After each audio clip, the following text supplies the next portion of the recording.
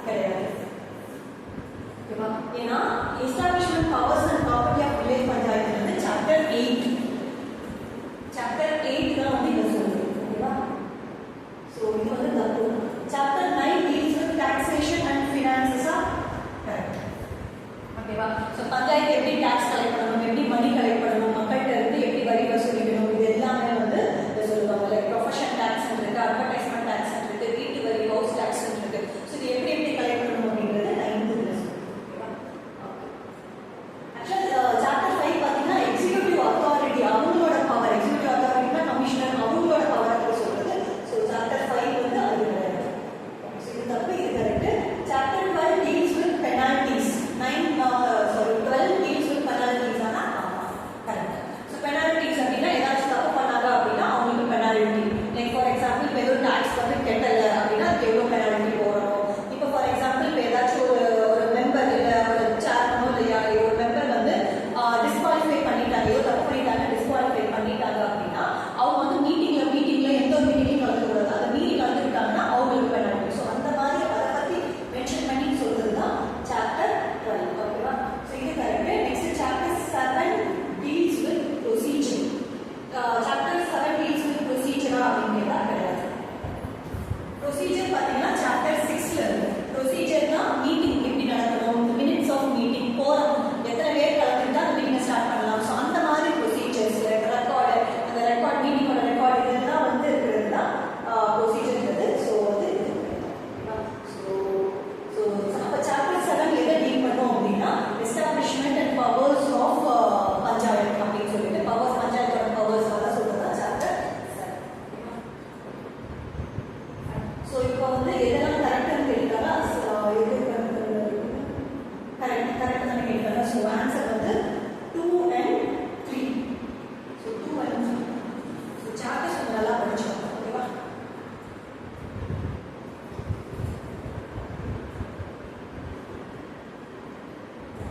So 6.1 match the following. So இது கொஞ்சம் easy தான். Community development programme. So community development programme நம்ம எல்லாருக்கும் தெரியும். 4/1952. Second administrative reform commission. So 2005. National extension service 1953. Madras panchayat act 1958. 3 options. Cantonment act 2006. So 41532 option A. So community development program வந்து first Nehru பீரியட்ல வந்து இந்த ப்ரோக்ராம் போட்டுருப்பாங்க. ரோட் ஃபெசிலிட்டி கொண்டு வரதுக்கு. ஸோ இந்த மாதிரி வந்து ரிலேட்டடா இருக்கிறது community development programme first Nehru பீரியட்ல போட்டுருப்பாங்க. அதுக்கடுத்து செகண்ட் அட்மினிஸ்ட்ரேட்டிவ் ரிஃபார்ம் கமிஷன் வந்து 2005ல வந்து போட்டுருப்பாங்க. அதாவது பவரும் மணியும் வந்து அந்த லோக்கல் கவர்மெண்ட் இல்லையா அவங்களுக்கு அதாவது பஞ்சாயத்துக்கு அதிகமாக கொடுத்துருங்க அப்படின்னு சொல்லிட்டு அந்த கமிஷன் ரிப்போர்ட் அதுதான் சொல்லுவோம். அடுத்து நேஷனல் எக்ஸ்டென்ஷன் சர்வீஸ்ன்றது இந்த கம்யூனிட்டி டெவலப்மெண்ட் ப்ரோக்ராமே வந்து இன்னும் கொஞ்சம் வந்து எல்லா டிஃபரெண்ட் கார்னர்ஸ் ஆஃப் இந்தியாவில் எல்லாத்துலேயுமே வந்து அதை வந்து ஸ்ப்ரெட் பண்ணி கொண்டு வரணும் அப்படின்றது சொல்றது நேஷனல் எக்ஸ்டென்ஷன் சர்வீஸ். ஸோ ஆக்சுவலாக பார்த்தீங்கன்னா இந்த சிடிபியும் என்இசியும் கரெக்டாக போகுதான்னு செக் பண்ணுறது தான் பல்கங்கர ராய் மேத்தா கமிட்டி 1957ல் பண்ணிருப்பாங்க. ஓகேவா? மெட்ராஸ் பஞ்சாயத்து ஆக்ட் நம்ம மெட்ராஸ் 1958ல காமராஜர் பீரியட்ல போட்டுருப்பாங்க. பல்கங்கர ராய் மேத்தா கமிட்டி போட்டு நேரு வந்து சொல்லியிருப்பாரு, இனிமேல் இந்தியா ஃபுல்லா வந்து பஞ்சாயத்து ராஜ் கொண்டுப்பா அப்படின்னு சொல்லியிருப்பாங்க. நேரு பீரியட்ல கான்ஸ்டியூஷனல் ஸ்டேட்டஸ் வந்து இருக்காது, ஜஸ்ட் சொல்லியிருப்பாரு இந்த மாதிரி வந்து பல்கங்கர ராய் மேத்தா கமிட்டி வந்து த்ரீ லேயர் பஞ்சாயத்தை வந்து கொண்டு வந்துருந்தாங்க. அதுபடி நீங்க இந்தியாவில் எல்லா ஸ்டேட்டும் போட்டுருங்கன்னு சொல்லுவாங்க. பட் நம்ம மெட்ராஸ்ல வந்து பாத்தீங்க அப்படின்னா பல்கங்கர ராய் மேத்தா சொன்ன மாதிரி நம்ம வந்து ஒரு 3 லேயர் போட்டுக்க மாட்டோம். 2 லேயர் தான் 1958 ஆக்ட்ல காமராஜர் பீரியட்ல நம்ம போட்டுருக்கோம். ஓகேவா? அதுதான் இது. கண்டென்மெண்ட் ஆக்ட் 2006 கண்டென்மெண்ட் போர்டு அப்படின்னு சொல்லுவாங்க. அப்படின்னா என்ன அர்த்தம்னா ஆர்மி மற்றும் சிவிலியன்ஸ் இருக்காங்க அவங்கலாம் தங்குற இடம் அவங்க இருக்கிறது தான் கண்டென்மெண்ட் போர்டுன்னு சொல்லுவாங்க. ஓகேவா? ஸோ அதுதான் சொல்லுவாங்க. ஸோ இது பார்த்தீங்க அப்படின்னா இந்த கண்டென்மெண்ட் போர்டு வந்து உங்களுக்கு வந்து ஸ்டேட் வந்து அதோட ஸ்டேட்டுக்கு அண்டர் ஸ்டேட் கவர்மெண்ட் அண்டர் இருக்காங்க. இது வந்து டிஃபென்ஸுக்கு கீழே வரும். ஓகேவா? ஸோ டிஃபென்ஸுக்கு கீழே இது வந்து இந்த கண்டென்மெண்ட் போர்டு அப்படின்றது. ஸோ இன்னைக்கு தேதிக்கு மொத்தம் கண்டென்மெண்ட் போர்ட்ஸ் இந்தியாவில் பார்த்தீங்க அப்படின்னா 61 to 62 அத்தனை கண்டென்மெண்ட் போர்ட்ஸ் வந்து இந்தியாவில் இருக்கு. ஓகேவா?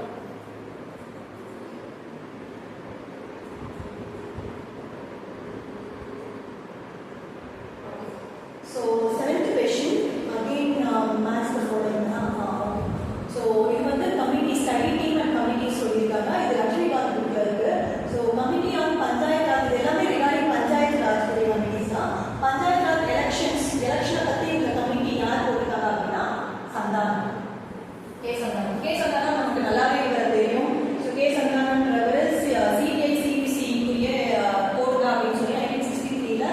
கே சந்தானம் அவர் தான் ரெக்கமெண்ட் பண்ணியிருப்பாரு. மோரோவர் அவர் தான் வந்து ஃபினான்ஸ் கமிஷன் செகண்ட் ஃபினான்ஸ் கமிஷனோட சேர்மன் வந்து கே சந்தானம்.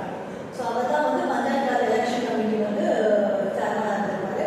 நெக்ஸ்ட் வந்து rationalism of panchayat statistics. So rationalism of panchayat statistics அப்படிங்கிறது தமிழில் வந்து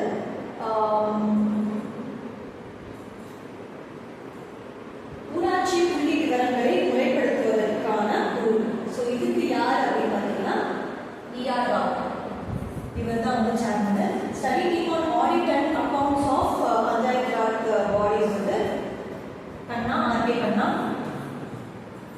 study team on nyaya panchayat வந்து G R Rajagopal. Study team on Panchayat Raj administration வந்து ஈஸ்வரி. ஸோ 24513 ஓகேவா. ஸோ இதெல்லாம் ஷார்ட்கட் போகலாம் அப்படின்னு பார்த்தோம்னா ராஜா வந்து நியாயமா இருப்பாரு. ஸோ அந்த மாதிரி போகலாம். பஞ்சாயத்து ராஜ் அட்மினிஸ்ட்ரேஷன் ஈஸ்வரன். ஸோ கொஞ்சம் படிச்சுக்கோங்க, அந்த சேர்மன்லாம் வந்து படிச்சுக்கோங்க, உங்களுக்கு கேட்பாங்க. ஓகே, ஸோ ஆன்சர் என்ன 24513. 24513 D option. Okay, so option. Next வந்து அசர்ஷன் அண்ட் ரீசன், கூற்று காரணம். ஸோ என்ன சொல்லியிருக்காங்க அப்படின்னா in most Indian municipal corporations the mayor is the first citizen of the city but lacks significant executive powers. Correct. So municipal கார்பரேஷனை பொறுத்த வரைக்கும் mayor தான் வந்து ஃபர்ஸ்ட் சிட்டிசன் சொல்லுவாங்க, அது உண்மைதான். Correct. But lacks significant executive powers. ஆமாம், executive powers வந்து அவர்கள் எக்ஸிக்யூட்டிவ் பவர்ஸ்னா என்ன தமிழில் என்ன அர்த்தம்? நிர்வாக அதிகாரங்கள், குறிப்பிடத்தக்க நிர்வாக அதிகாரங்கள் இல்லை, அது உண்மைதான். ஏன்னா வந்து மேயர்ன்றவங்க மீட்டிங் வந்து ப்ரொசீட் பண்ணுவாங்க, ஸோ மீட்டிங்கை கண்டக்ட் பண்ணுவாங்க. எக்ஸிக்யூட்டிவ் பவர்ஸ்ன்றது ரொம்ப முக்கியமான எக்ஸிக்யூட்டிவ் பவர்ஸ்ன்றது ரொம்ப அவங்களுக்கு வந்து கிடையாது. ஸோ இது வந்து கரெக்ட்.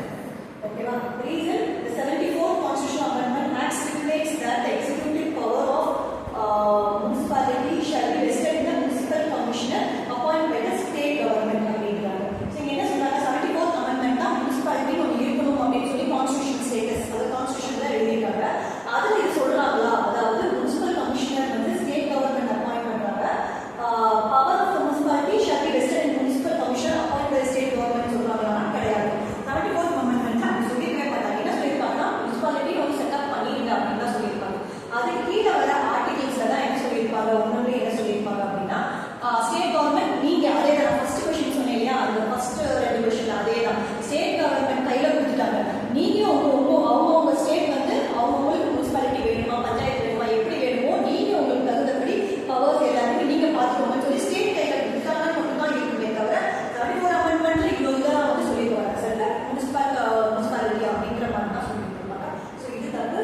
ஸோ வந்து first one correct, second one தப்பு. So A is true but R is false. So next பார்த்தீங்கன்னா 9th one.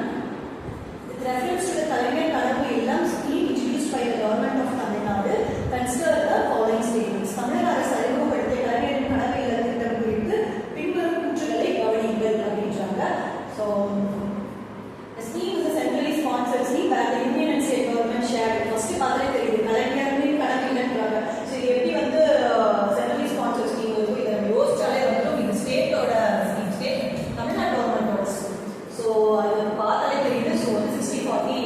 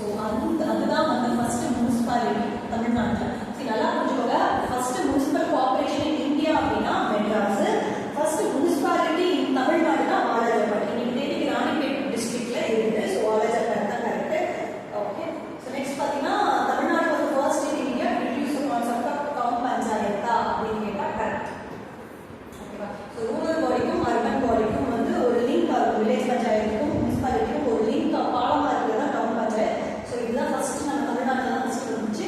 Correct. Uthiramerur inscription of Rajaraja Chola one provide detail evidence of village administration system ஒன்று சூழவுள்ளது. முதலாம் ராஜராஜ சோழன் உத்தரமேரூர் கல்வெட்டுகள் உடவுமுறை எனப்படும் கிராம நிர்வாக முறைக்கான விரிவான ஆதாரங்களை வழங்குகின்றது அப்படின்றாங்க. ஸோ இதுல என்ன அப்படின்னா நல்லா வந்துச்சுன்னா ராஜராஜ சோழனோட கல்வெட்டுல கிடையாது, பராந்தக சோழன் அவங்களோட கல்வெட்டுல தான் வந்து உத்தரமேரூர் அந்த பீரியட் அவங்க பீரியட்ல தான் உத்தரமேரூர் கல்வெட்டு, அதாவது அந்த கல்வெட்டுல தான் குடவோலை மெத்தட் அப்படின்றது மென்ஷன் பண்ணியிருக்காங்க. ஓகேவா? ஸோ குடவோலை மெத்தட்னா என்ன அர்த்தமா, ஒரு பானை இருக்கும். அப்போ அந்த டைம்ல ஒரு பானை இருக்கும். அந்த பானையில என்ன பண்ணுவாங்கன்னா அந்த ஓலைச்சுவடி இருக்கியா, ஸோ அதுல ஒவ்வொருத்தவங்களோட பேர் எழுதி அதுல உள்ள போட்டு குலுக்கி உள்ள வச்சிருவாங்க. அது அந்த கிராமத்துல இருக்கிற குட்டி பொண்ணோ பையனையோ வந்து எடுக்க சொல்லுவாங்க. ஸோ அவங்க தான் அந்த கிராமத்தை வந்து நிர்வாகம் பண்ணுவாங்க. ஸோ அந்த காலத்திலேயே வந்து இந்த சிஸ்டத்தை வந்து ஃபாலோ பண்ணியிருந்திருக்காங்க. பட் ராஜராஜ சோழன் பீரியட்ல பராந்தகவன் அவங்க பீரியட்ல தான் ஃபாலோ பண்ணியிருக்காங்க. ஸோ அப்பயுமே எந்த அளவுக்கு தெளிவா இருப்பாங்கன்னா சும்மா எல்லாரோட பேரையுமே வந்து உள்ள போட்டு எல்லாரோட யாருனாலும் வந்து உள்ள வந்து செலக்ட் ஆகலாம் அப்படின்றது கிடையாது.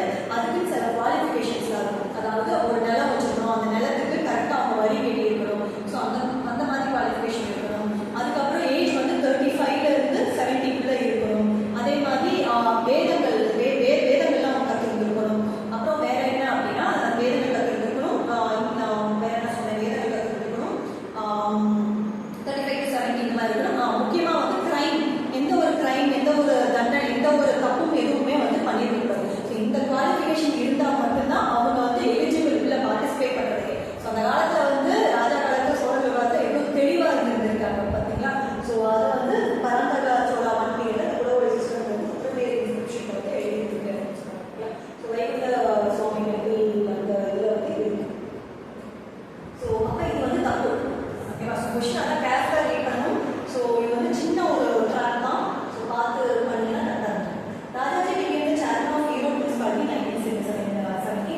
ஸோ ஈரோடுனாலே பெரியார் தான். ஸோ பெரியார் தான் வந்து முனிசிபல் சேர்மனாக வந்து இருந்திருப்பாரு. ராஜாஜி வந்து சேலம் முனிசிபாலிட்டி சேர்மனாக இருந்திருப்பாரு. ஸோ இது வந்து என்ன கேட்டாங்க, இன்கரெக்ட் கேட்டாங்க. ஸோ இன்கரெக்ட் கேட்டிருக்காங்கன்னா அப்போ நம்ம வந்து ஃபர்ஸ்ட் ஒன் தப்பா 1, 3, 4 ஸோ ஆப்ஷன் சி. ஓகேவா? So 11th one, which committee recommended constitutional status for panchayat raj institutions? So இது வந்து actually வச்ச question, previous year question. So LMCB committee தான் constitutional status வந்து recommend பண்ணுது.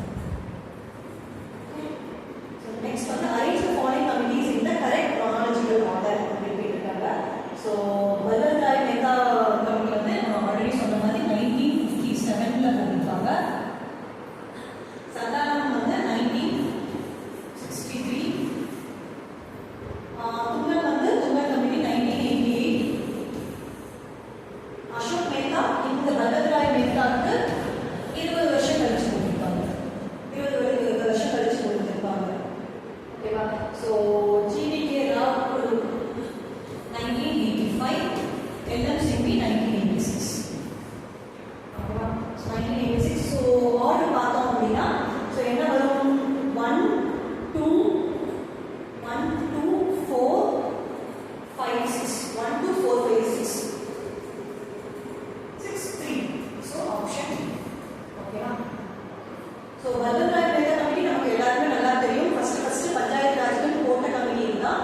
ஸோ 3 டைப்ஸ் வந்து introduce பண்ணிச்சு. நேரு பீரியட் நான் ஆல்ரெடி சொல்லியிருப்பேன். சந்தான கமிட்டி நான் ஆல்ரெடி சொல்லியிருந்தேன். ஸோ அதுக்கப்புறம் பார்த்தீங்கன்னா அசோக் மேத்தா கமிட்டி, இந்த வல்லவராய் மேத்தா கமிட்டி அசோக் மேத்தா கமிட்டி தான் போட்டுருப்பாங்க. மொரார்ஜி தேசாய் பீரியட்ல போட்டுருப்பாங்க. ஓகேவா? 3 டயர்லாம் வேணாம், 2 டயர் மட்டும் போதும். ஏன் இதை போட்டிருப்பாங்க அப்படின்னா ஆட்சி மாறினது போட்டுருப்பாங்க, அது வேற விஷயம். இன்னொன்று வல்லவராய் மேத்தா கமிட்டி சொன்னதுக்கு அப்புறம் பஞ்சாயத்து வந்து பெருசா ஒன்று இருந்திருக்காங்க.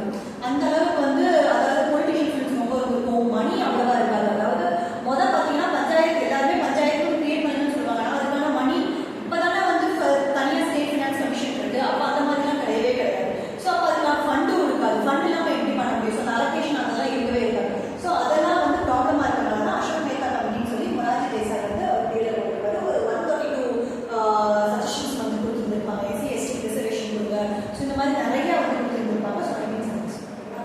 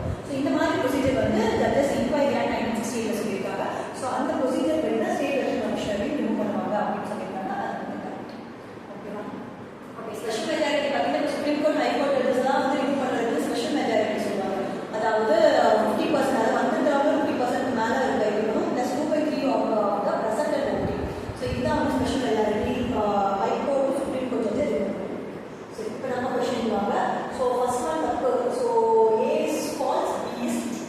So answer வந்து so next பாத்தீங்கன்னா அப்படின்னா C1 consider the following statements regarding the committees on panchayat raj institutions அப்படின்னு சொல்றாங்க.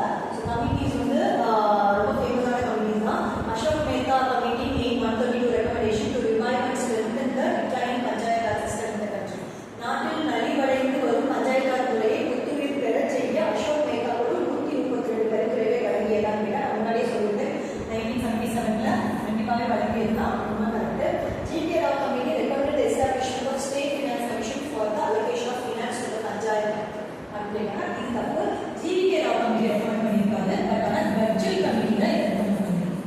State finance commission, state election commission. So இது தப்பு. ஸோ நெக்ஸ்ட் இது recommended to create a post of district development commissioner to act as the chief executive officer of Zilla Parishad was made by the budget committee அப்படின்னு கேட்டா இதுவும் தப்பு. இது budget committee கிடையாது, இது GBK தான். ஸோ மாறி இருக்கு அப்படியே, இது GBK கமிஷனர் ஒன்று இருக்கணும் அப்படின்னு சொல்லி பட்ஜெட் கமிட்டி சொல்லுது, GBK தான் சொல்லியிருக்கோம்.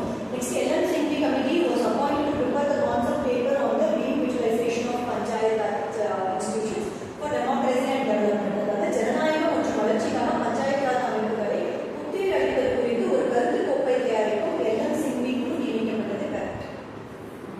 ஸோ இது கரெக்ட். ஸோ என்ன கேட்டிருக்காங்க, கரெக்ட் தானே கேட்குறாங்க. ஸோ எதெல்லாம் கரெக்ட் அப்படின்னு பார்த்தோம் அப்படின்னா 1, 4 1 and 4 correct. So option C. ஓகேவா? நெக்ஸ்ட் பார்த்தோம்னா 17th question. Consider the following statements. பின்வருவற்றை கவனியுங்கள். Panchayat at the intermediate level exist in all states அப்படின்னு கேட்டிருக்காங்க. So panchayat at the intermediate levelல வந்து எல்லா ஸ்டேட்லயுமே இருக்கா அப்படின்னு கேட்டா கிடையாது.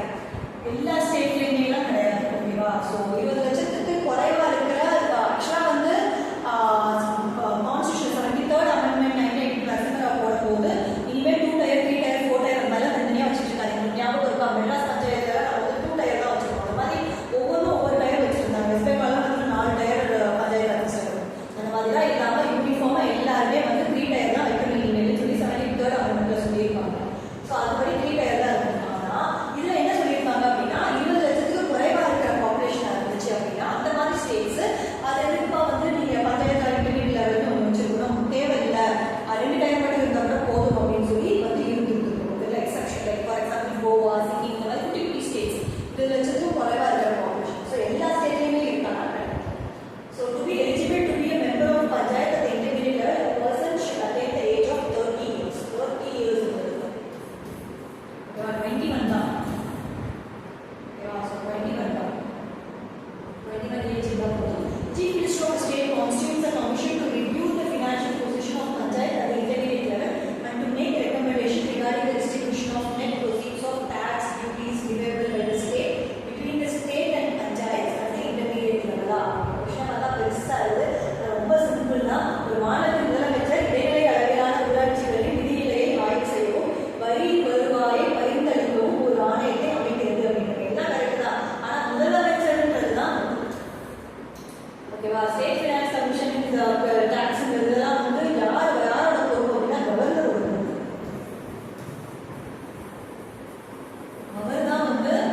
அவர் தான் இது எல்லாத்தையுமே வந்து ரெக்கமெண்டேஷன் இது எல்லாத்தையும் அவர் தான் வந்து எல்லாத்தையும் பார்ப்பாரு. ஸோ இது வந்து சிஎம் வந்து என்ன கேட்டாங்க, நாட் கரெக்ட் தானே கேட்டாங்க. ஸோ நாட் கரெக்ட்ன்றப்போ ஸோ 1, 3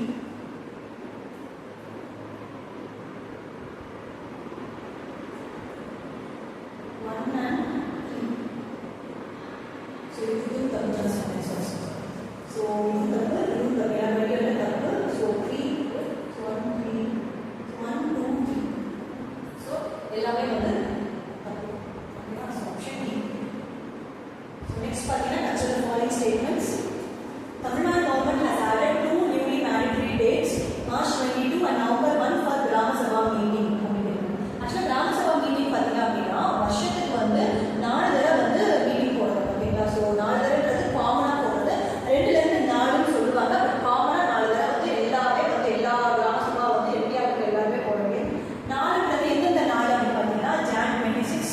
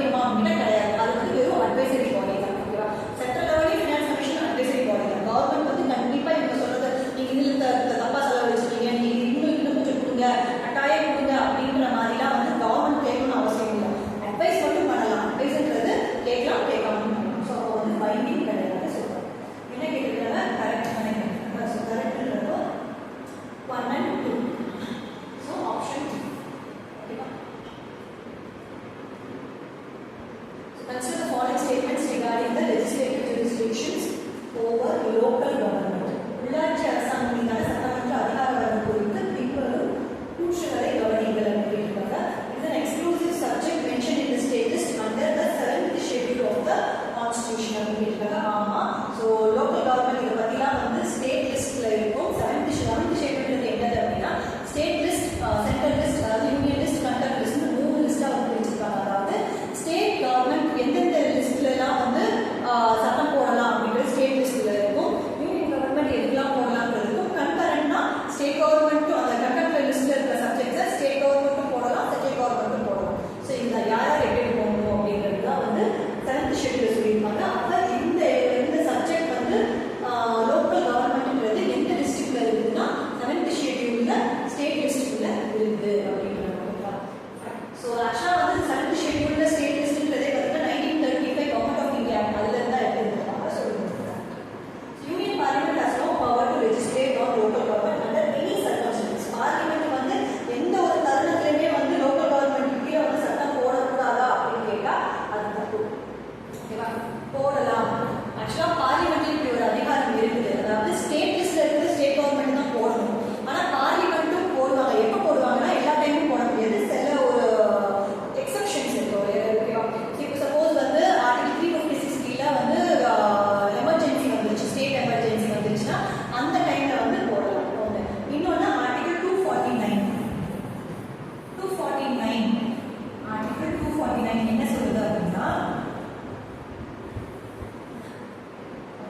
பார்லிமெண்ட் ஸ்டேட் லிஸ்ட்ல இருக்கிற சப்ஜெக்ட்ல வந்து போடலாம். எப்போ போடலாம் அப்படின்னா நேஷனல் இன்ட்ரெஸ்ட் ஏதாச்சும் வந்து தேவைப்பட்டுச்சு அப்படின்னா மட்டும், அதாவது தேசிய ஒரு இதுக்காக தேவைப்படுது, ஒரு விஷயத்தை காப்பாற்றணும், அந்த மாதிரி நேஷனல் இன்ட்ரெஸ்ட்டுக்கு வேணும்னா மட்டும் பார்லிமெண்ட் வந்து ஸ்டேட் லிஸ்ட்ல இருக்கிற சப்ஜெக்டை வந்து போடலாம். அதுதான் ஆர்டிகல் 259 சொல்லுது. அந்த நேஷனல் இன்ட்ரெஸ்ட் மட்டும் சும்மா தான் போட முடியாது. இந்த இதை வந்து இனிஷியேட் பண்றது, ரெசல்யூஷனை வந்து இனிஷியேட் பண்றது ராஜ்யசபா. ஓகேவா, ஸோ 249. ஸோ இந்த மாதிரி சர்டன் கேசஸ் இருக்குது. ஸோ அதுபடி வந்து போடலாம். போடவே முடியாதா அப்படின்னு கேட்டால் அப்படி போடலாம் அப்படின்னு சொல்லுவாங்க.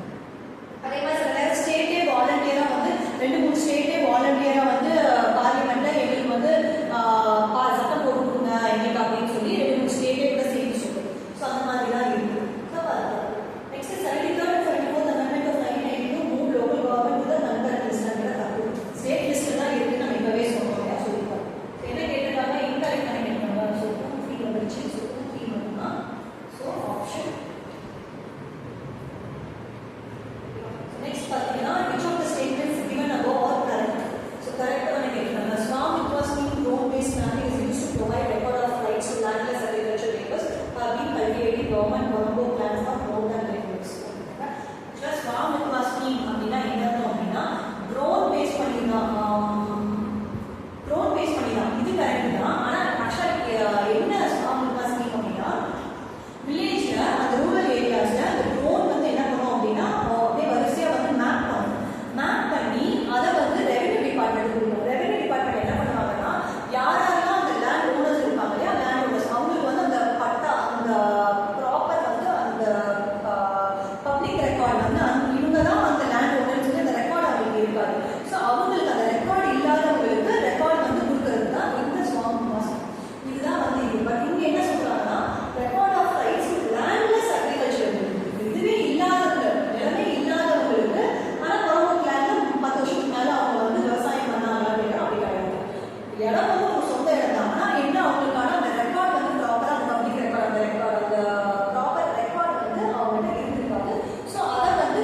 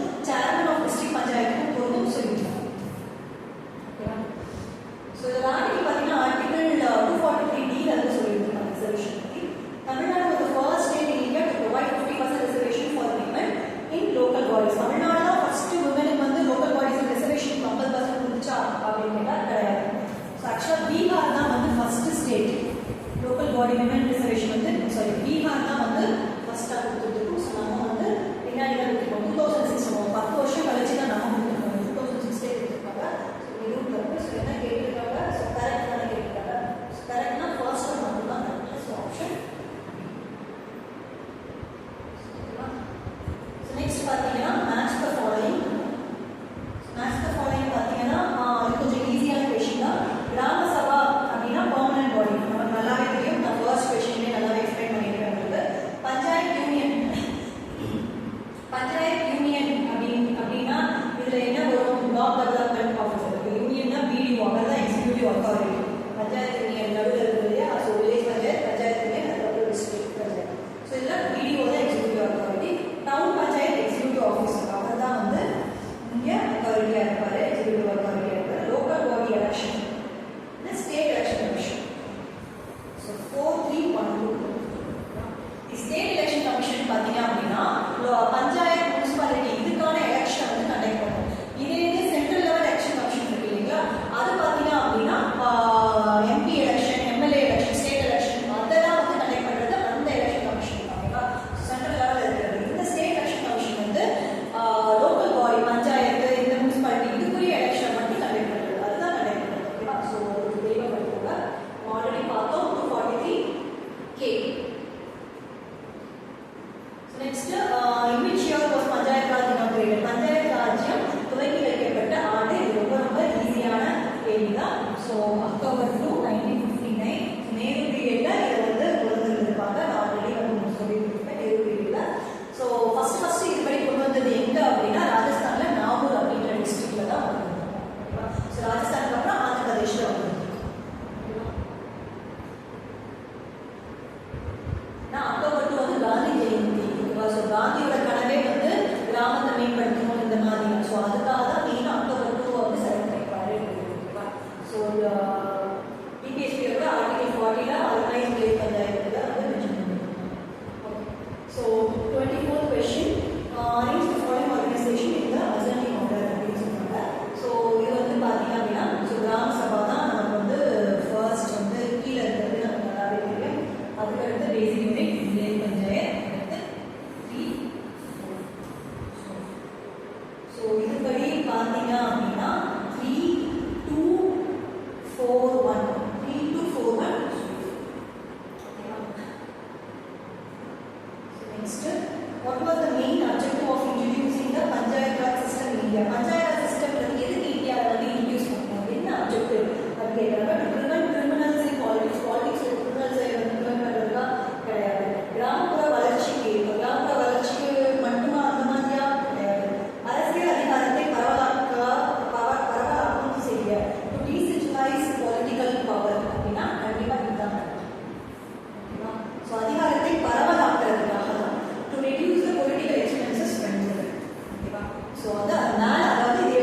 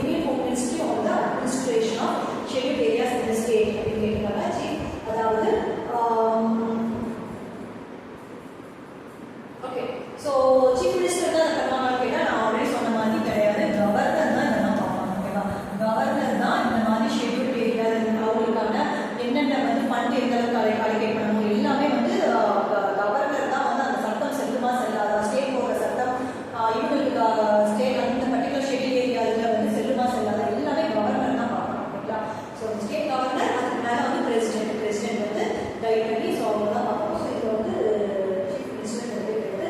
இன்னொன்று யூனியன் ஹோம் மினிஸ்ட்ரின்னு சொல்லுவாங்க. ஸோ அதுவுமே கிடையாது. ஓகேவா, ஸோ பெசா சட்டம் இருக்கும் அவங்களுக்கு. ஸோ அதுக்கு கீழே தான் எல்லாமே இருக்கும். ஸோ ஹோம் மினிஸ்ட்ரி அதுக்கு ஸோ இது ஸோ என்ன கேட்டுருக்காங்க விஷயம் இன்கரெக்ட் தான் கேட்டுருக்காங்க. ஸோ இன்கரெக்ட் பார்த்தீங்கன்னா 3 மட்டும்தான் incorrect. So option. So next பார்த்தீங்கன்னா in areas covered under the panchayat, அதாவது நம்ம பெசா சொல்லலாம் அந்த panchayat extension to the scheduled areas act 1996. What is the role of the gram panchayat, sorry கிராம சபா. ஓகேவா, ஸோ பஞ்சாயத்து அட்டவணைப்படுத்தப்பட்ட பகுதிகளுக்கு விரிவாக்கம் சட்டம் 1996 இன் கீழ் வரும் பகுதி கிராம சபையின் பங்கு என்ன அப்படின்னு கேட்குறாங்க. பெசால இருக்கிற அந்த ஏரியா ஷெட்யூல்ட் ஏரியாஸ் இருக்கு இல்லையா, ஸோ கீழே இருக்கிற ஷெட்யூல்ட் ஏரியாஸ் கிராம சபாவோட பங்கு என்ன அப்படின்னு கேட்குறாங்க. கிராம சபா has the power to prevent the alienation of the land in the scheduled areas. அட்டவணைப்படுத்தப்பட்ட பகுதிகளில் அந்நியப்படுவதை தடுக்கும் அதிகாரம் கிராம சபைக்கு உண்டு அப்படின்னு சொல்லியிருக்காங்க. ஸோ இது பார்த்தீங்க அப்படின்னா கிராம சபைக்கு கண்டிப்பாகவே வந்து உண்டு. ஸோ இது வந்து கரெக்ட். ஓகேவா, ஸோ இப்போ வந்து கிராம சபை இந்த ஷெட்யூல் ஏரியாஸில் பெசாட்டியில் இருக்கிற ஷெட்யூல் ஏரியான்னு சொல்லி டிக்ளேர் பண்ணிட்டாங்க. ஓகேவா, டிக்ளேர் பண்ணிட்டாங்கன்னா அதில் இருக்கிற கிராம சபா இருக்கு இல்லையா, இந்தியா ஃபுல்லாக கிராம சபா இருக்கும் அந்த கிராமத்துக்குள்ள. அந்த கிராம சபா வந்து இப்போ அந்த ட்ரைபல் பக்கத்தில் அந்த பர்டிகுலர் ட்ரைபல் பர்சனுக்கு வந்து நிலம் வந்து போயிடுச்சு அப்படி யாராவது வந்து எடுத்துட்டாங்க, அவங்க ஆக்கிரமம் பண்ணிட்டாங்கன்னா அந்த கிராம சபாவே பொறுப்பேற்று அவங்களுக்கு வந்து வாங்கி கொடுக்கும். ஸோ இது வந்து கரெக்ட்.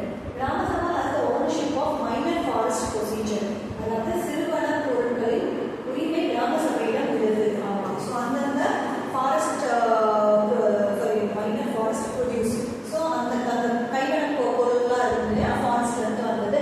ஸோ அதெல்லாம் வந்து கிராம சபா தான் ஓனர்ஷிப்பான. ஓகேவா, பட் ஜெனரலாக பார்த்தீங்கன்னா ஃபாரஸ்ட் டிபார்ட்மெண்ட் தான் போடுறது. பட் இங்கே ஷெட்யூல் ஏரியாவுக்கு கீழே அந்த லிஸ்ட் இருக்கும் இல்லையா, ஸோ அந்த லிஸ்ட்டில் இருக்கிற ஏரியாவில் கிராம சபா தான் மைனர் ஃபாரஸ்ட் ப்ரொடியூஸ்க்கு ownership. Recommendation of Gram Sabha is required for granting a prospecting licence or mining lease for any minerals in the schedule ஏரியாஸா அப்படின்னு கேட்குறாங்க. அதாவது அட்டவணைப்படுத்தப்பட்ட பகுதியில் எந்த ஒரு கனிமத்திற்கும் ஆய்வு உரிமம் அல்லது சுரங்க குத்தகை வழங்குவதற்கு கிராம சபையின் பரிந்துரை தேவை அப்படின்றாங்க. ஸோ இந்த இடத்துல பார்த்தீங்கன்னா எனி மினரல்ஸ், எந்த மினரல் எந்த இது மைன் எந்த மினரலையும் நம்ம தோன்றதுக்கு வந்து கிராம சபாவோட பர்மிஷன் அந்த ஒரு இது மட்டும் போதுமா, அவங்களோட உரிமை மட்டும் இருந்தால் போதுமா அப்படின்னு கேட்டால் கிடையாது. ஓகேவா, ஸோ மைனிங்கிறப்ப உங்களுக்கு கோல்டு எல்லாமே வந்துடும். ஸோ அந்த இடத்துல கிராம சபா ஷெட்யூல் ஏரியாஸில் மைன் பண்ணோம்னா கிராம சபாவோட கிராண்ட்ஸ் அவங்களோட ஒத்துழைப்பு மட்டும் இருக்குமா அப்படின்னு கேட்டால் கிடையாது. ஆனால் இப்போ இதே வந்து கிரேவல்ஸ், சாயில், அந்த சாண்ட் அந்த மாதிரிலாம் வந்து தோன்றதுக்கு பிரச்சனை கிடையாது. கிரேவல்ஸ் அதெல்லாம் சின்ன சின்னதுக்கு பிரச்சனை இல்லை. கோல்டெல்லாம் வந்து நம்ம வந்து மைனிங் பண்ணோம்னா அது கிராம சபாவோட மட்டும் இருக்கும் அப்படிங்கிறது. ஸோ இது வந்து ஸோ என்ன கேட்டாங்க கரெக்ட் பண்ணியிருக்காங்க. ஸோ 1 and 2 வந்து 3 வந்து. So last question, which type of